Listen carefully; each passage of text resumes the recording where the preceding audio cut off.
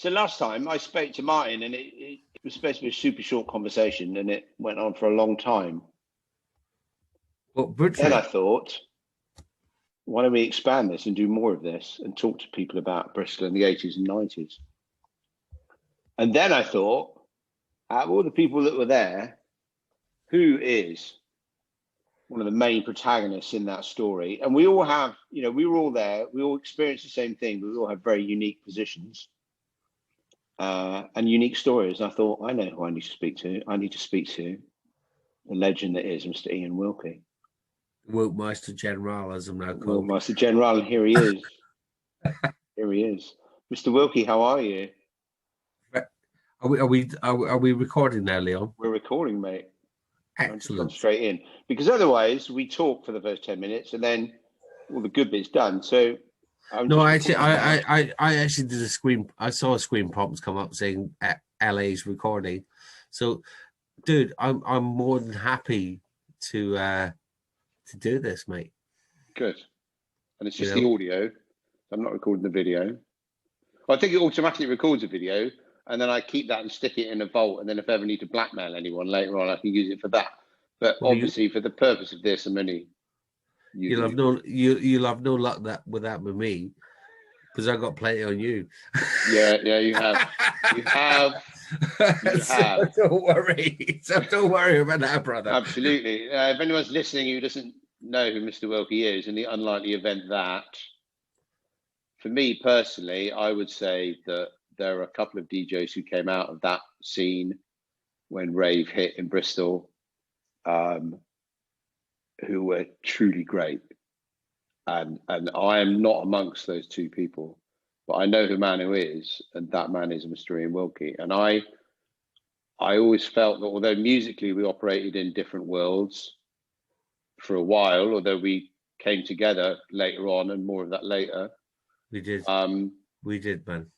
You were always so technically proficient and so good at working a crowd, working the records, you know, putting in acapellas, and all your time in record shops gave you access. You knew exactly what to play when, how to do it, and how to work a crowd. And these are all the things I'd love to discuss, as well as your history, where you came from, where you went, all the different things that we did together, all the different things we did apart, all the different events you played, that kind of thing.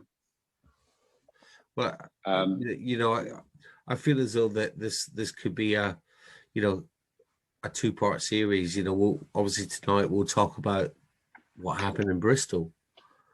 You know, but there's other chapters. There's other chapters. There is another chapter, definitely, to my life, and yeah, you know, and it was amazing, man. It was amazing, you know, from '89 right through to 2003. You know, it was the music. You know, it was something special was happening. And we all felt that, Leon. You know, I obviously met you probably 1991 when, you know, One Love started, you know, and it was yourself, James, you know, and Soul Ray. And you guys did the One Love, and I helped put up the decorations, and I was interested. I loved the music, you know, I loved the scene, you know, and it was also new, you know, you're an 18-year-old person and suddenly, wow. Is that how old you were then at that time then, 18? So 17, just on the cusp, weren't you? Of 17, 18 when I started. Yeah, the whole new world. Amazing. Amazing. And those Rummer days is definitely where I met you first. And yeah, that's right. You came in, you weren't even DJing in those days. No, I was. Oh, were you? Yeah, I was. Was that the time at the Thornbury Wine Bar? Well, in I think 91 was when I had enough money to buy turntables, and James Savage, he wanted to go to Ibiza, and he just bought some Technics. He said, "Oh, you can buy these for 400 quid." So I worked in a plastics factory sweeping floors for summer, and it got to August. Sav wanted to fuck off to you'll have to bleep out a lot, Leon. That's right. Well, we're on SoundCloud, so you can be as free with your language as you like. Oh, I can be myself. Yeah, 100%. Yeah. That's what I'm talking to you for. Yeah, definitely. Sound. Yeah. Well then, and Sav wanted 400 quid to get a flight to Ibiza. Do you want to buy these turntables? I went, yeah, I'll buy the turntables. And then I got a Newmark mixer, and I had records, and I just wanted to play. So I spent a whole year sweeping floors. Well, summer sweeping floors to earn the money to get the Technics and the Newmark mixer, and that was me. I was hooked at that point, because the acid house and the rave scene was starting. There was, it was starting. And you start to feel the vibe, and you got fully engaged in the vibe because it was different.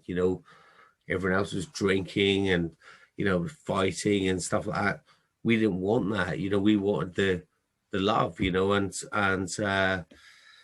yeah, that's how it started for me, was to get those, my passion for the music and finding records, which has completely changed now, but finding the tunes and having that special feeling, man. And that's what it was all about. It was about unity, and you would go to parties and you feel something magical.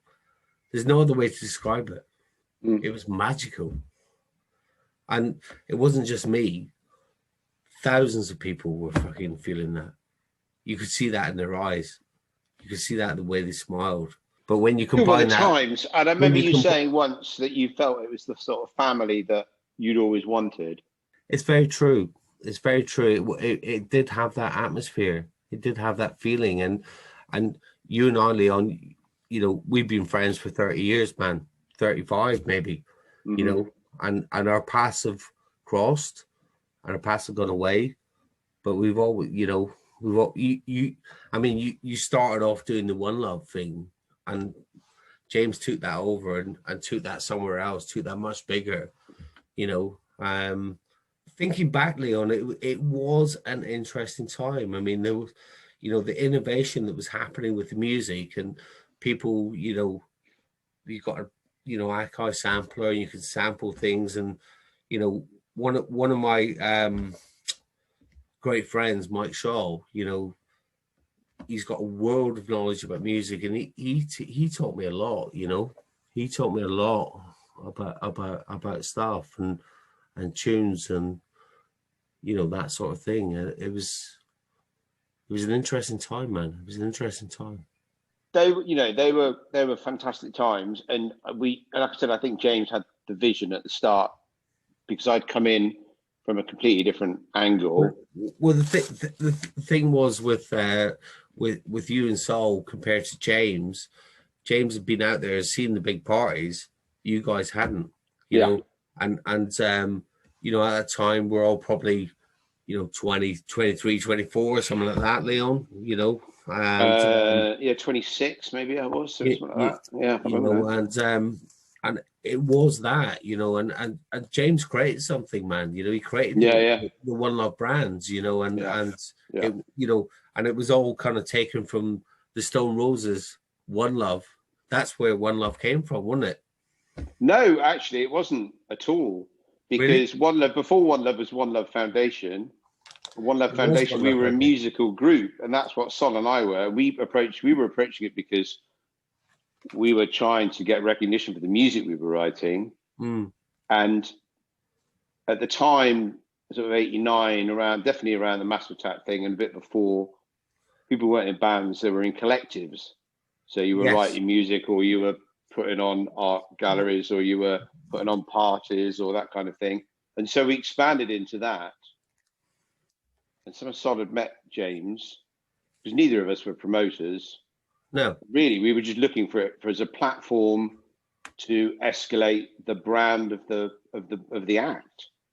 And then the parties took off, and then suddenly, obviously, the whole dimensions changed, and everything kind of changed, and it became about the parties really quickly, and that isn't really what Sondheim got into it for, and it's clearly exactly what James got into it for, and so he did it really well.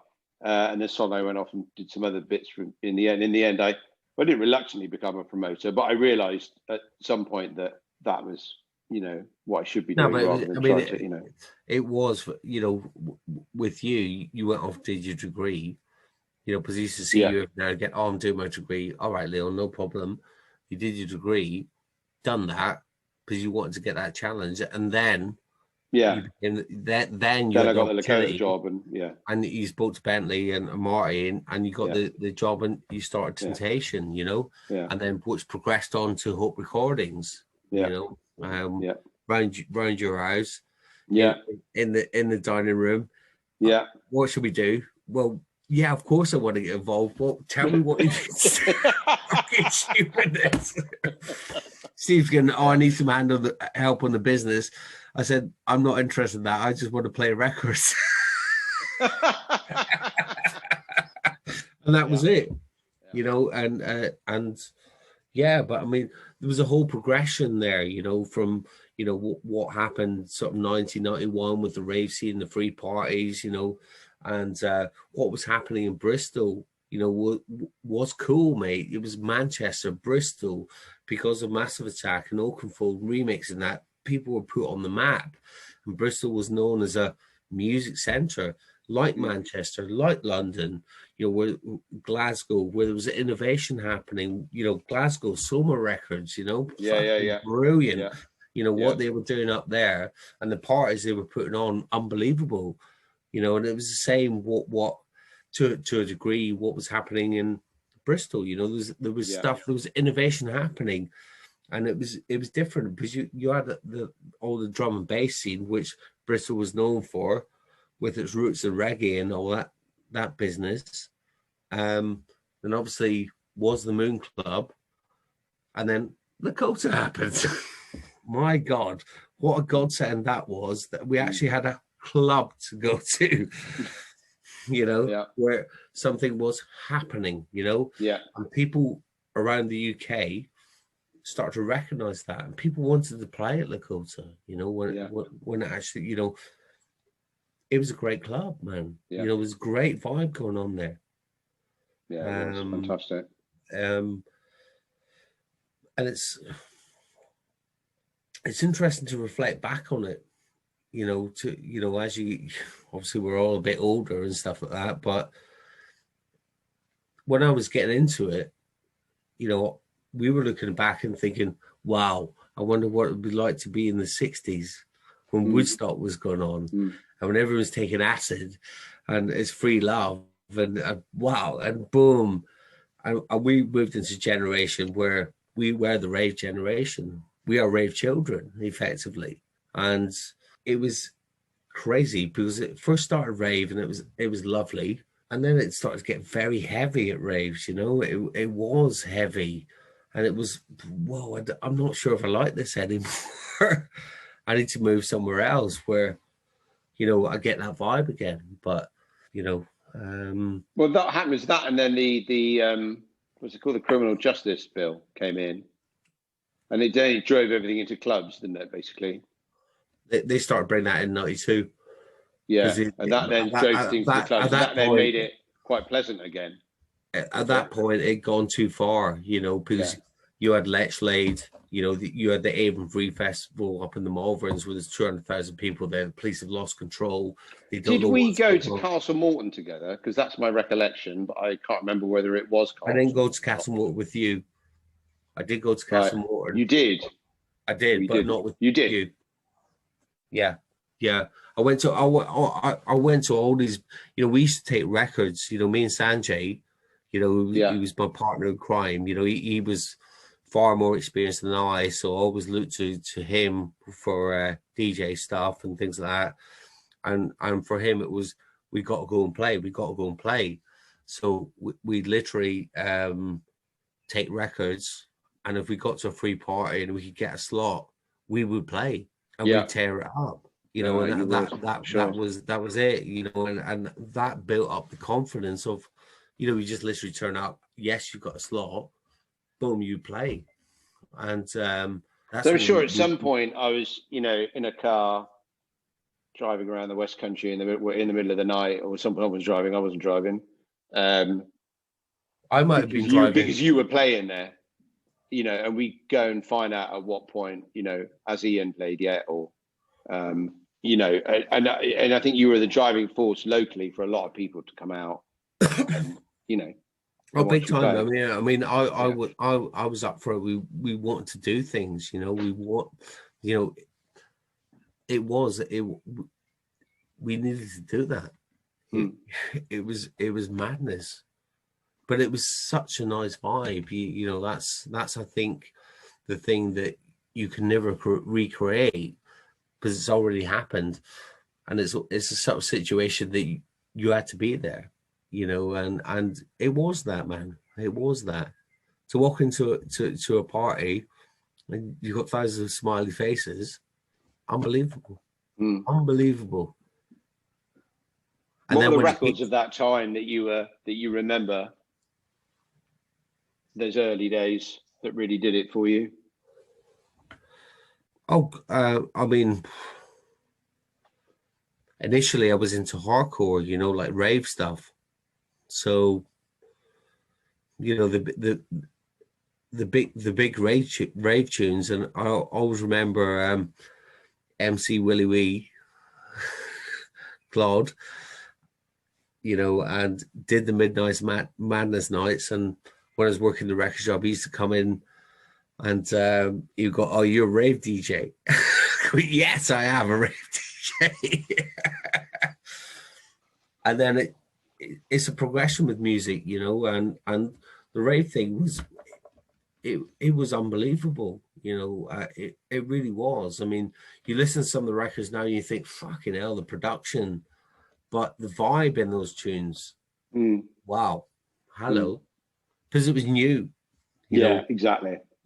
We'd gone through the 80s where within the 80s, you had the Depeche Mode and experimenting with all these synthesizers, and then the sampler was invented, and some very clever people started to understand how the sampler works, and suddenly we could take that little bit, we can pop it in there, we can put this rhythm underneath it, and we have a tune.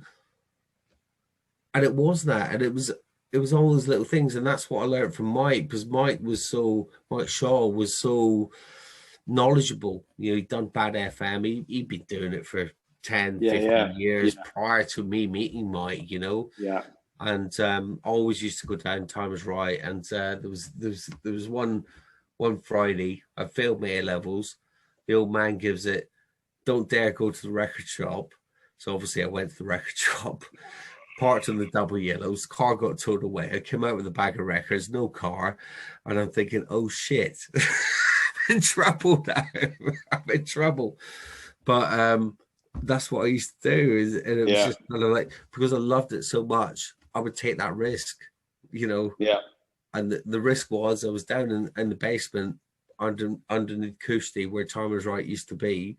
And we're listening to that, and we've got the Dominator, for example, on, and we're listening to tunes, we're playing tunes, and it was just wonderful.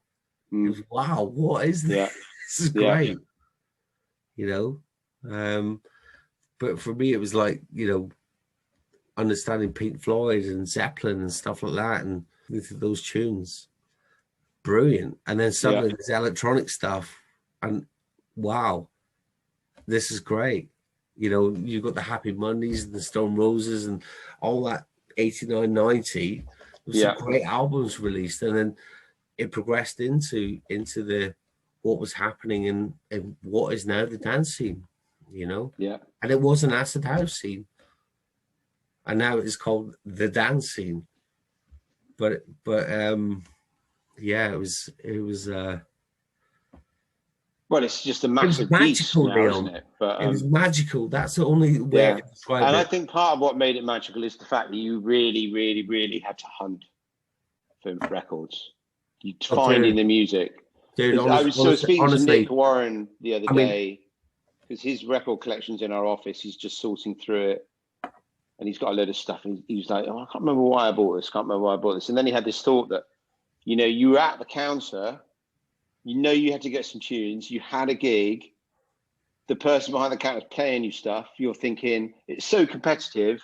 Yeah, but I remember Nick coming. He used to come in the shop weekly, and you know, he'd go, "Oh, I've got to do warm up for Massive Attack. What ambient stuff have you got?" So pull out a load of stuff, and he'd go, "I'll just have it because I need some tunes, you know, and I need some tunes. It's new and nobody's heard it." And Exactly. I think that's what it was at that time. I mean, with the invention of the internet, which killed the music industry effectively from downloading, but prior to that, it was about finding tunes. I mean, I've spent, you know, hundreds of hours in Soundsville going through stuff, and I would find the B-side of something that I knew nobody had. No one else had, yeah. So thank you very much. How much is that? £2. Fucking bonus. Boom, in the fucking record bag. Do you know what? Do you know who's getting it on Friday? The fucking Lakota crowd are getting that on Friday. And you drop the tune, and because it was, you know, driven by the Essential Selection and Pete Tong, and everybody's listening to that, and they're listening to that. But if you had the tunes, and you dropped that tune, and people didn't have it, where the fuck can I get that record? You go find it. I've got it. You ain't. One box in the country. Better start looking. Yeah, exactly that, Leon. And that was part of the enjoyment, you know, was finding the records. Yeah. You know, speaking to Manchester record shops, speaking to Brighton record shops, speaking to London record shops. And obviously I was in a great position being at Time Is Right and working there. And we obviously had the London shop. So they would get loads of guys coming around with all these white label stuff. And they'd phone us up and go, "Oh, we had another," because they like garage down there. They like garage. Dave was involved with CJ McIntosh Ministry and all that sort of business. And Dave Browning, great guy, boss. But he was involved in that. So he liked the, you know, Elias Follow Me and all the Strictly stuff, and you know, and all the garage. And they were very much involved in that. But in Bristol, it was much more progressive. And, you know, being in London and being a big record shop in Chapel Market, Islington, you know, there was loads of people coming around with white labels. We got this, we got this, we got this. So every time they had someone come and they phone us up and they speak to me or Mike, and we go, "Yeah, we'll have 50 of them." And they're going, "Well, this is shit. We don't like this in London. We don't like this in London." Because it was, every city had its own sound though, didn't it? You know, and it was very much that way. You know, there was a different sound in London, there was a different sound in Bristol, different sound in Manchester, different sound in Glasgow, different sound in Liverpool, you know. And it was that, you know, and there was different vibes around the country. But, you know, you would amalgamate together and you party and you would appreciate the music, you know. And that's when it all started to go digital, and you could just type in Kim Mazel, was that all it was? Dave Morales remix. Oh, have an MP3 for free. Well, it took me a fucking year to find that record. you know, it took me a year to find that record. And now you can just type in whatever you want and get it. Yeah. I think that bit of that whole thing. Well, I think it makes DJing a very different thing now, and there's definitely still a skill to it, but it's a different skill. And part of the old school skill was just having access to the music and finding the tunes and knowing what worked with finding the tunes. Leon was the key. And I've seen you play. You know, I've seen you had 2 decks with a go through an a cappella over something. You know, no one else would have thought of that combination. Yeah. You know, and for me, that's what kind of made you. You know what you were and are in my eyes, and in everyone else's eyes as well, and that's what set those DJs apart. I never just threw these things together. These things have been worked out, you know, from hours and hours and hours of practice, you know, and playing that and thinking, oh, that's in the same key as that. Maybe that will work, you know, and you know, one of a person I still keep in touch with, and a friend of ours, Leon Anthony Papa, you know, still keep in touch with Papa, and he was one of the first DJs that I could, you know, that I where he BPM'd and keyed all the records. Yeah. You know, because the key mixing was a very interesting thing. You know, if you take sort of Sasha and Okafold and people like that, Jules, they were mixing a key. You know, it was a big difference. Everybody thought whack the pitch up to 8% on the Technics. It's going faster. Well, no, it's actually not. It's changing the pitch of the record. By changing the pitch of the record, you can achieve that speed and that energy by adjusting the pitch of the record, you know. And it was learning all those little things, and you picked up things as you played with DJs. When you played with Carl Cox, you played with Judge Jules, and you played with Sasha and things like that, you would learn things from them because your stats stood behind them in the DJ. Leon, as we know, is very much a family affair, man. It really was, you know, and if you know, that's for me what the whole dance music evolution was all about. It was the family affair, you know. It didn't matter who you were. You could have a moment with anybody, you know. And certainly what we were doing with Temptation, Hope, and what I was doing before, Solid State, One Love, and all that sort of business. It was all about that vibe, you know. It was all about giving that energy back to the people. The people who come to see you play, you give that energy back. Yeah, you know, and that's your job, you know. And you went off and did those massive nights in Swindon, didn't you, with One Love? Oh, the Brunel rooms. Yeah, absolutely hilarious. Yeah, absolutely hilarious. But yeah, I mean, it was. I mean, Brunel rooms. Well, they moved away from Lakota because, to be honest, the biggest night that ever happened in Bristol was the first time Sasha played. Yeah. You know where Lakota is. We all know where Lakota is. Well, that queue was down to the fucking Bear Pit. Yeah. And some of them were ticket holders, and some of them were just trying to get in on the fly. Yeah. And there was literally 2,000-3,000 people queued out. Yeah. And it's fucking 8:30 in the fucking evening. Club don't open till 9, and there's already a queue of 2,000 people. Yeah. Sasha's coming to Bristol. Boom. Wow. Fantastic. You know, unbelievable. You know, never seen a queue like that. No. For a DJ. No. And then when he came back again, and obviously, you know, I think it was Dave Dawes that took the picture of Sasha DJing, and they just put Sasha's back, Lakota. Yeah. Boom, sold out the fucking day. Sold out. Yeah. Boom.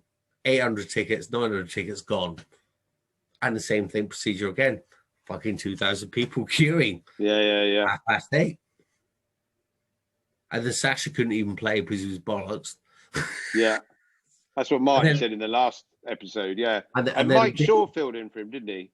No, Mike did a bit, and then there was another chap, Rob something, I can't remember. He played for a bit. I was hoping I was going to get the nod, but never got the nod. But yeah, then Sasha played for about half an hour after he's sorted himself out, and it was great. But you know, and boy, the love was flowing. Yeah, you know, definitely. And that's the thing, and I think that's the thing, certainly from that early 90s era.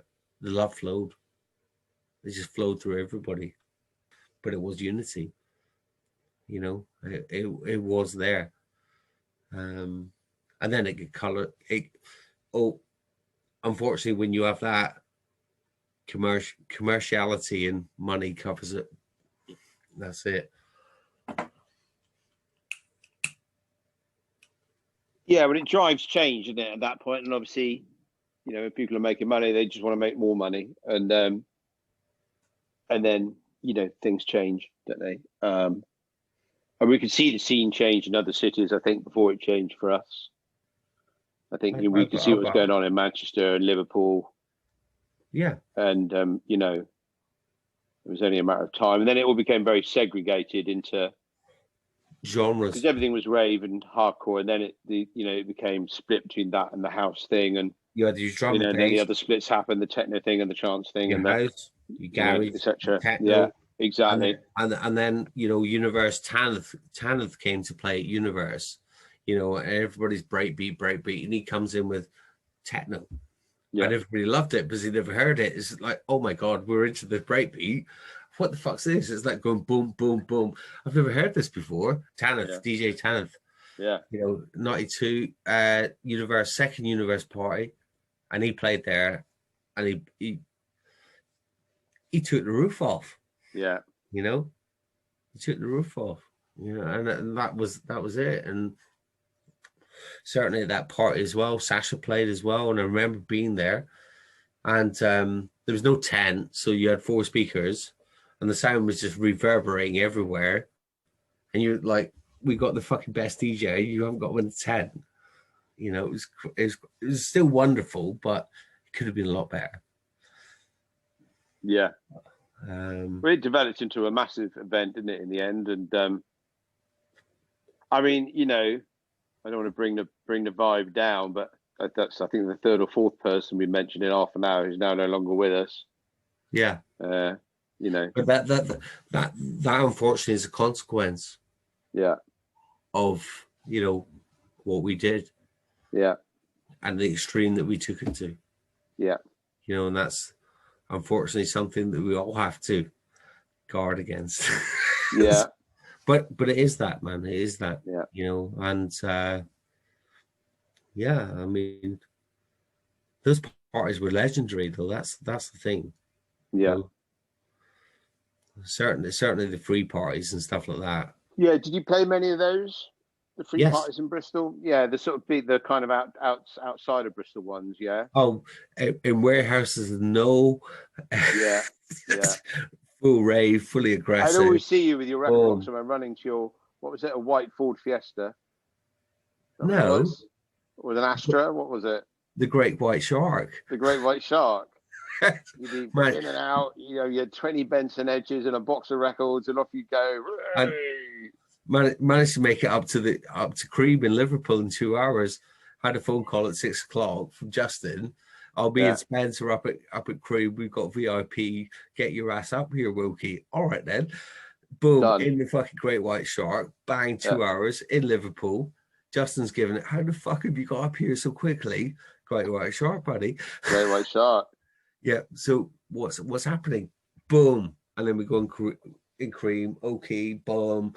Lovely VIP, smashing, great night, and back to Bristol the following day. Yes.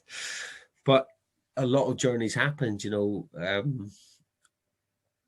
certainly at that time in the early 90s, it was get some records, get them in the car. There's a free party. Let's go and see if we can get a gig. Mm-hmm. So we go down there with the records. Speak to the guys in charge. Yeah, you can play. Brilliant, we can play. No, you can't. And it was one of them. If we can't play, brilliant, we'll just have a party. Better to be prepared than not. So we took the records with us. Yeah. It was like that even with little house parties around Bristol, Yeah. You did a lot of those as well, that's right. And it was just like I remember the disciple gig at Lakota, and Disciples come along. Obviously, Delhi's down there. He's enjoying it. Oh, Steve English, Coosty, Colson Road, that next door to the record shop, where the record shop started.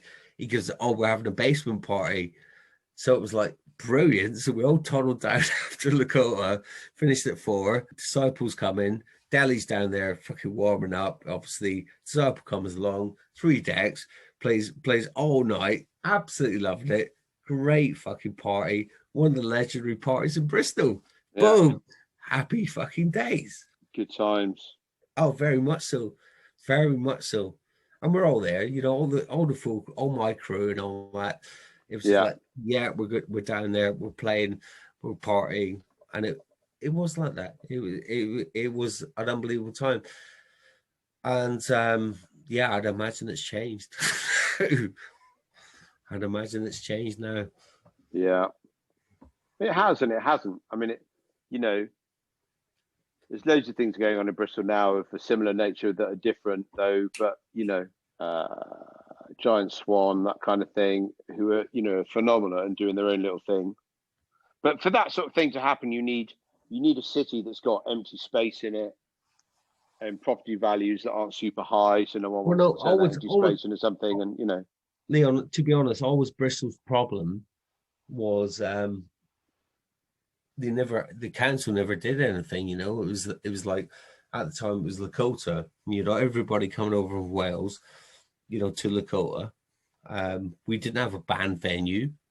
All the good bands would like to come and play in Bristol because of Massive and other things and the innovation that was happening in the Bristol music scene. Certainly with Ronnie Size, Crust, and the jungle scene and all that sort of business and that innovation. And we were just crying out for a venue. And the council still haven't delivered. They still haven't delivered. Where's our big venue now? There isn't one. Still in the same position 30 years later. And they missed a trick. They missed a bloody trick. Because Bristol was on the map. And if you think back in the time and with your roots as well, man, Berlin Wall came down. Yeah. Big thing. Football hooliganism gone. What is going on here? The people in power just did not understand it. You've got 100 cars going down the M4 and the police are going, what the hell's going on here? Should we follow them or should we just stay here and make sure everyone's safe? And before you knew it, the police car was in the car park and they would have flanked off down the M4 to a rave. Brilliant. I mean, we put a party on out in Bath, and all we did, we called it Bar and Dance, chucked some flyers, 300 flyers around Bath, and it was Ollie, the guy's name was. It was 21st birthday. Oh, we got 2 barns. My dad's a farmer. We could have a party. Brilliant. So we had a party. Fucking 1,000 people turned up. It was. I think you might have been there, Leon. Maybe it was, yeah. I think you might have been there, man. You definitely invited. But Mr. Eels was there. I was there. Sands came down. Chris Georgie, Matty from Berkshire. There's a whole load. Boom, all come down. Police turned up. Oh, we're just having a bar dance. All right then, cheers. They drove away. Fire up the hot dog van.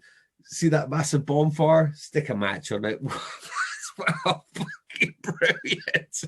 Absolutely no clue. And we partied till 8 o'clock, 9 o'clock in the morning. And then shut it down. Boom. Lovely. But those things, they were magical, man. They were magical. Yeah, they were. Driving around the countryside and suddenly you find a party. And that's all everybody wanted. And it's like, wow, we found the party. We're alive. We found the party. Yeah. You never see that again. But we were part of it. We were in cars driving around with record boxes going, I want to play. But for me, it was, it was getting the residency at Lakota in 92, I was really trying to that. And, I was approached by Hugo Martin to do Solid State, because I'd spoken to Bentley and I said, and boom, got the Friday night residency with Jodie. That was a bit of a switch of styles for you, wasn't it? Very much so, very much so. I got to the point where I'd gone through my rave. And then I loved the piano, and I'd gone through my piano house, and now I wanted something a bit more interesting, so I started playing techno. And yeah, it was cool, man. I mean, many good nights on stage. Josh Wink specified the Mad Acid fucking man from America, 3-hour set, boom. By the end of it, the whole place is going bonkers.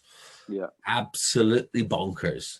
He's just built it up. He started off with some Detroit house, Start to dribble in a little bit of acid, a couple of 303s, and then boom, full quest. We're now in the 303 nation. Let's have some fucking acid. Boom. Brilliant. Fucking brilliant. Amazing. Yeah, there were good nights at Solid State nights. I didn't go to that many. I think at the time, well, like you said, I was doing my degree, but then I was also mate. At the time, you were a skint student. I was a skint student, and then I started shimmy. So I guess a lot of my energies went into that, and I started it with a few others, obviously, do it on my own. But that then began to get a life of its own. Yeah. And then we started doing the back rooms at Solid State, and I think that was in the Solid State's dying days. Yeah. So the back rooms around and the main rooms weren't, and that also sort of helped push towards the Lakota job, I think. But we were peddling a whole different kind of thing because we were just, I mean, my whole thing was to play as fast as I could. Yes. Find the fastest records I could possibly find and play them even faster, preferably. To begin with, mix them badly as well. Mixed really bad. I had no idea what I was doing. I resisted becoming a DJ for years. Didn't want to do it. Don't know why I didn't want to do it. Didn't want to do it. Did it under duress. Realized what amazing fun it was. You know, you remember you teaching me how to mix. I remember other people teaching me how to mix. I didn't have any decks. Shimmy was already at full flow. You know, I was just learning on the job, basically. And then having that's it. You learn on the fly, man. You learn. Yeah, I learn on the job because then suddenly I'm warming up for all these really big names, and you know, and then you just got to perform, haven't you? That's your and job. It was you that set me on that path because I was disenchanted with hardcore. I didn't like the Italian house thing. Wasn't interested in that whole vibe at all. And the girl I was seeing at the time, Tahani, went to see you when you were working. No, it was Time Is Right, probably still, and said to you, "I want to get Leon a record for his birthday." I remember it. I remember that very well. Do you remember the record you got her to give me? Do you remember what it was? I'm trying to pull the recall up, but that's going to be difficult. But probably don't remember, but it was Catherine Denmark, Kid Paul. It was the first record on IQ. Energy 52. Energy 52. IQ records, because first record on first release on IQ, and that then I was like, that's what I'm talking about. Around the same time, I was at Lakota, long before I was doing anything there, and Nick was playing, and he played Hard Floor Experience, and I was like, what the hell is this? And I ran out and asked him, and he told me. And those two records just set me off of where I wanted to be. Do you know what I mean? And it was your knowledge, because it was your knowledge of music. You have this fantastic encyclopedic knowledge of even things. You know, we used to come and buy records off you. You know, and you know, some US house guy would come in, and you'd know exactly what they wanted. Then I'd come in, you know exactly what I wanted. Yeah. Warren would come in, you knew exactly what you wanted. You had all the tunes. You knew what was in. You knew which people would want what records, and you were fantastic. You had that amazing customer service vibe where you just knew what people wanted, and we were happy to be in there and spend time with you and buy the tunes. The reason of that was because I was so in touch with what was going on. You know, I was so in touch with that. You know, so you know, you understood. Mike and I, Mike more so than I, but we followed charts. We followed what people was playing. Yeah, you know, because Oakenfold, Sasha, Coxie, they were releasing charts because you had to release charts if you wanted to get onto lists for freebies. Yeah, absolutely. You know, and all that sort of business. So it was, you know, at that time it was faxing your chart through to a label or a distribution, you know, company or promotional company so that you could get the white labels. Yeah. And there was always the category A's, which there was maybe 10, 15 copies. And Mr. Warren was always in that, you know, and he always had the bad boys basically because he was up there, you know, and it was like the William Orbit mix of Madonna, you know, William Orbit produced Madonna, but Yeah. Sasha done a The remix Sasha of remix it. of Ray of Ray Light. of Yeah. Light. Jesus Christ. Warren had a fucking dub plate. And of course, we're down in the car. I'm in the back We did. smoking. We found it the other day when we were going through his records. He had this, and whenever you go to the gig with Nick, he'd always tape the set. So he you know, and he dropped this in the car, and I'm giving it, fuck it. What the fuck is? He goes, oh, it's the Sasha mix of Madonna. I was like, you got to be. He said, don't worry, there's fucking 5 dub plates of this, and I'm dropping this. I said, fucking, you better be. And then we gets up to the gate, and anyway, we gets to Cream, and boy, fucking hell, did that tune tear it up? Oh yes, it fucking did. Unbelievable. It was just that progression. Oh, I could still hear it in my head now. It was bonkers. And I think Mr. Wisty was there as well. Yeah, no, Mr. Wisty was there because we got photographs of me and Mr. Wisty giving it oi oi. Yeah. But well, he's obviously on my list of people to speak to, as is Deli, as is Mike, as is Nick, clearly, and many other people. Well, me and Mr. Wisty did we did obviously a lot of gigs down at Lakota, but Yeah. I do have to say one of our best events was Ashton Court. Yeah. And there was 4 decks there. I was due to play the last set. I said, Mr. Wisty, shall we? So me and Mr. Wisty did the 4 decks. We absolutely tore it up big time. And even my friends, you know, who were into heavy grunge guitar music, because I was playing, they'd come on board and they went, fucking hell, that was wicked. So Mr. Wisty scratched it in. We're doubling up on copies. And it was just completely off the cuff. And I do still believe Soul Ray has that of that. Holy shit, is he? Every time that... What year was that then? That was probably 93, 94, maybe that sort of time. But Mr. Whiskey played earlier. I was due to the last set. And we were just hanging around and we went, let's do it. We just played. Wicked. And it was completely impromptu. And boy, did we lift the roof off it. Yes, we bloody well did. Yeah. Amazing. We lifted the roof right off. Yeah, I can imagine, mate. And this is what the joy of this is, speaking to people, because even if you were there, you missed so much of it because you were looking at something else or whatever, you know. And it's so nice to have all these. It was a little family in Bristol, man. You know, it doesn't matter. You know, there was, as I say, there was people that it's different scenes, you know, and different things, but we still communicated. We still talked about music. We you know, we still challenged each other, you know, in that respect. And you know, I really loved it, man. That's what I have to say. I really enjoyed that. It was amazing, you know, because it was a new journey for everybody, you know. Yeah, that was the thing. It was something that never happened, and that, you know, as I said before, you know, oh, wonder what it was like in the 60s. But my God, I wonder what it was like in the 90s. I'll tell you, it was bloody great. It was bloody great. Amazing. And you look, we're going to have to do some additional parts on this. So you promise you'll come back at some point, and we'll progress on a bit in terms of because you've got so much to tell, man. And that's just a little snippet. Yeah, exactly. We haven't even really got onto the meat yet, Leon. You know, there's a so couple look, of promise ribs. you'll come back, and we'll have another go. Well, look, you know, if you'd like me to come back, you know, and people are interested, then there's more to say. Yeah, there's more. I think people are going to be really interested to hear from you. You know, I think a lot of people will be really surprised when I post this that you know, I've been able to chat to you, and I think they'll be super pleased to hear it, mate. Well, I'm sure you'll be getting a lot of love off the back of it. Let me just say, Mr. Wilkie's very much alive.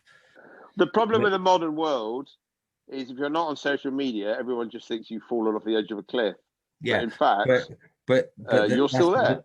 That's because they're dumbasses, you know. But you know, Mr. Wilkie's there, you know, and I know maybe I've known maybe, that. Been carrying the torch for a long time, mate, as you know. maybe. You never know. It might be time It might be time. to unleash Dust again. off the. But I think we, It's Leon, phenomenal. I think we need to tell the people about Rimini, but not this time. Oh, God, no, Rimini. Oh, man.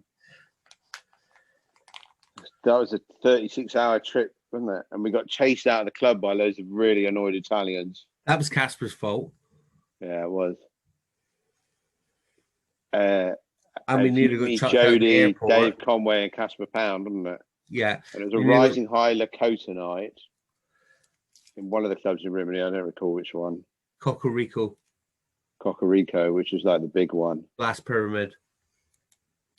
And we'd flown into who the hell knows where, and then driven for God knows how long. Do you remember who we met though? No. Do you remember that singer we met? No. No? You don't remember that? No. I think it was on the same plane, but anyway, we was having drinks for them on the plane. They were playing in Rimini as well. Right. And he was doing a live set. And I said, fuck it, come to the Cocorico afterwards. They turned up and everything. Don't remember that? No. No, I don't. We had no hotel, with no accommodation, went straight from the airport, spent hours in the car, went straight to the club. This is my recollection. I don't remember eating anything or stopping for food or anything. No, we didn't. We went straight to the club. Yep. To find out there's 5 of us, and we had about 2 hours between us. 3. Yeah, it was fine, man. It was fine. We had like 4 records each. Me and Mr. Whiskey played first, then I think you played, and then Conway went on, then Casper ruined it. He went on and just played like loads of weird techno. You have loads of fucking nasty toys going, what is going on? And then we had to run for our lives. We got back in the car, so I've still got some Super 8 footage. Yeah. I took my Super 8 camera, do a Super 8 footage of us driving back up to Sunrise. Got me back having a to the airport. Me having a piss on the motorway. You having a piss on the motorway. That is my Super 8 footage. With the sun coming up. You having a wee against a bush on the hard shoulder of whatever motorway it was. Yeah. And then Casper just refusing to go home. And him and smoking on the plane. At the time having a fight at the airport. Yeah. And then him almost being escorted off the plane for smoking. No, he was smoking on the plane. He was smoking on the plane, yeah. He was smoking on the plane, and the stewardess is giving it, can you please not smoke? And he just stubs his fuck out on the chair and goes, fucking, I'll have another brandy. And the stewardess is giving it, oh my God. And I'm sat next to him because you lot had fucking disjoined yourself from it. So I'm left with him carrying the can. I'm sat next to him in the plane. He's putting fags out on the fucking seats and ordering more brandies. I don't even understand how we got there beyond the guy that came to see me about the gig in the first place was the guy who managed or ended up managing Robert Miles. That's right. It was that. I think he's the 6th person we've spoken about who's passed away on this podcast. Really? I believe so. And Rob Miles passed away, but I think this guy may have done too. And I don't really know what he was trying to achieve. We didn't get. There's no money in it either, really. Was there? I don't think anyone got paid, did they? I don't remember. No, I paid for fuck all, but I went there, played some records. Yeah, it was the bizarrest thing. And in hindsight, I was trying to work out what it was about, and I think it was more in hindsight, he wanted was. It was more promotional because Lakota was there, Rising High, because obviously there was affiliation between yourself, Casper, Rising High, Dave Conway. I think it was about getting Casper over there, and I think they thought they could get Casper over there through me. Yeah, it was something to do with Rising High. I'm sure it was. Yeah, but it came through me, and I think they really wanted Casper, and they hadn't realised quite how bad it would be. Bad things had got, shall we say? Where because he'd been at the club, he'd been at Dakota, and he, he'd been playing there, and he he just lifted needles off the records and forgot he was playing. And I know. Well, I remember. It must have been through you when he got booked for Joy. When we were doing the Rummer, and this is going back. No, then. he didn't play Joy. Didn't he? Are you sure? No, he played Shimmy and he played Temptation. He didn't play Joy. I thought he played. Who was it from? Because I know you had that connection from Rising Higher going back in the day, man. We're talking back in the day, and sure you. I honestly thought you got Casper down there at Joy, man. We got him for Shimmy, and he was borderline. Well, yeah, because when you were doing your shimmy, you were all, we are techno, and that's what shimmy was. We are techno. We don't like house. We don't like bass. Yeah.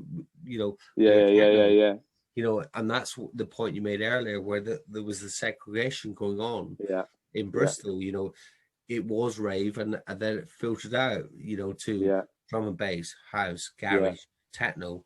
And that they were the sort of genres that at that time there was still hip hop and soul going on, because there's a big, vibe going on that in Bristol, and always has been, and always will be. But they were not, let's say, not influenced by the narcotics, so which is what we were. Well, it just came through a different vibe, didn't it? And I've always said this. I think. The Bristol techno thing, there was a point in Bristol, and I'm sure you remember this, 95 about there, 96, where any weekend there were 4 or 5 absolutely rammed techno nights in Bristol. Yeah. And all the DJs were all local. Yeah. And that Bristol techno scene has never been documented. No. Never been spoken about. I mean, because but I think that's another discussion, Leon, There's another discussion, and we should definitely have that other discussion. Super informative, and it's bloody lovely to see you again. Will you please come back another time, or we'll do a whole nother section? I would love to, Leon, man. That's wicked. And maybe next time. Thank you very much, mate. Thank you very, very much. And maybe next time I'll play some tunes for you. Yeah, please do that in a kilt. My dear friend, lovely to see you. Thank you. Mr. A, my brother. Brilliant.